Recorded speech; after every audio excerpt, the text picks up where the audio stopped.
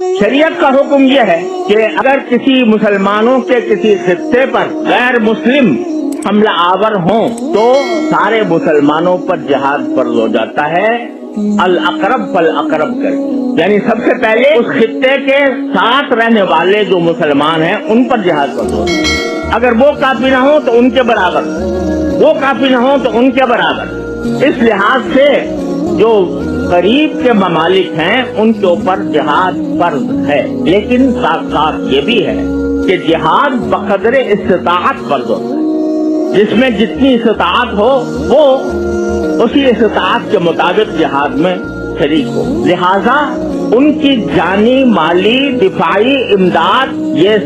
فرض ہے تمام مسلمان ملکوں کے اوپر، لیکن اس کے لیے ایسی حکمت عملی ضروری ہے کہ جس سے ان کو فائدہ پہنچے، نقصان نہ پہنچے۔ اس حکمت عملی کے لیے عالم اسلام کو چاہیے کہ وہ سر جوڑ کر ایسی حکمت عملی تیار کرے۔ خود ہماری حکومت الحمدللہ پاکستان کی ایسی فوجی طاقت رکھتی ہے کہ جو بہت کم ملکوں کو میسر ہے، لیکن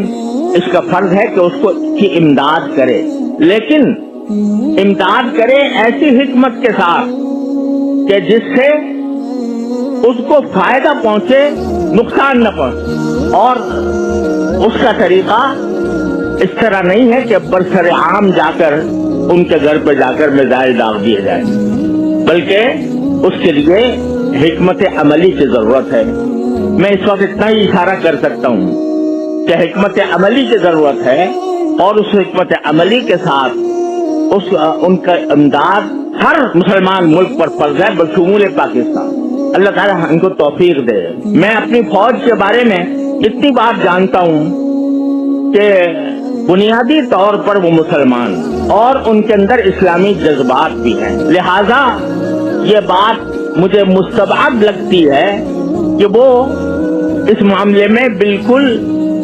خاموش بیٹھے ہوئے ہوں اور انہوں نے اس سلسلے میں کوئی حکمت عملی تیار نہ کی ہو، اور مجھے امید ہے کہ انشاءاللہ وہ حکمت عملی تیار کی ہوگی، خدا کرے ایسا ہی ہو۔ ورنہ اگر ایک مرتبہ اسرائیل اس وقت کامیاب ہو گیا تو وہ صرف فلسطین تک محدود نہیں رہے گا، وہ پورے علاقے کو اپنی لپیٹ میں لے لے گا، اور یہ ایسا سانپ ہے جس کو اگر اس وقت اس کا سر نہ کچلا گیا تو پھر وہ دوسرے ملکوں کی طرف بھی وہ آگے ڈسنے کے لیے آگے بڑھے گا۔ لہذا سارے مسلمان ملکوں کو ایسی حکمت عملی تیار کرنے کی ضرورت ہے کہ جس کے ذریعے اس فتنے کا خاتمہ ہو سکے۔